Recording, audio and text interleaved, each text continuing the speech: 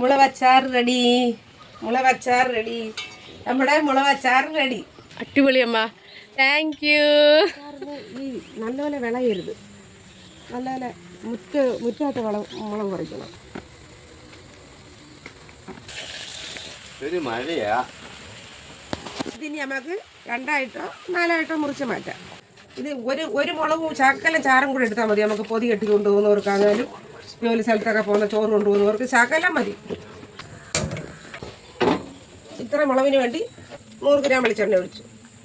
എണ്ണ ചൂടായിട്ടുണ്ട്. അതിലേക്ക് നമ്മൾ 1/2 ടീസ്പൂണാണ് ഉലുവ, കടു, 1 പിടി വെളുത്തുള്ളി, 8-9 ഉള്ളി എടുത്ത് ചെറുതായിട്ട് അരിഞ്ഞ് അത് ഇട്ടു. ഇതിന് കരിയേപ്പില നല്ലതുപോലെ ഇളക്കി കൊടുക്കുക. അടുത്തത് ചമ്മന്തി. ഇത് മുളക് അച്ചാറും ഉണ്ടെങ്കിൽ വയറ് നിറച്ച് നമുക്ക് ചോറുക. ഉള്ളി നല്ലതുപോലെ ചുമന്നിട്ടുണ്ട്. ഒരു 20 പച്ചമുളക് ഈ എണ്ണയിലേക്ക് ഇട്ട് കൊടുക്കുവാണ്. 1/2 ടീസ്പൂൺ ഉപ്പും കൂടെ നാടാൻ വേണ്ടി നമുക്ക് ഒരു 2 മിനിറ്റ് ഒന്ന് അടച്ചു കൊടുക്കാം. നല്ല കാടിയിട്ടുണ്ട്. ഇതിലേക്ക് 1/4 ടീസ്പൂൺ മഞ്ഞൾപ്പൊടി, 1/2 ടീസ്പൂൺ മുളക് പൊടി, ഒരു 1/2 സ്പൂൺ മല്ലിപ്പൊടി, ചെറിയ സ്പൂണ്, എല്ലാം കായം. ഇതൊന്ന് ഇളക്കി കൊടുക്കാം.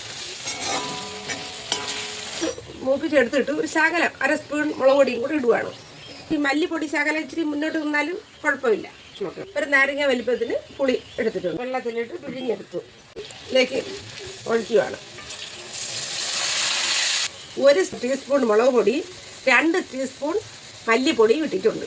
പുളി വെള്ളം ഒഴിച്ച് അത് തിളച്ച് നമ്മൾ ഗ്യാസ് ഓഫ് ചെയ്യുകയാണ്. ഇത് റെഡിയായി കഴിഞ്ഞ് പുളി വെള്ളം ഒഴിച്ച് ജസ്റ്റ് ശകലം തിളച്ച് കഴിഞ്ഞാൽ അപ്പോഴേ ഓഫ് ചെയ്യണം. നല്ല മണമുണ്ട്, കണ്ടാൽ തന്നെ അറിയാം നല്ല ടേസ്റ്റ് ആയിരിക്കും.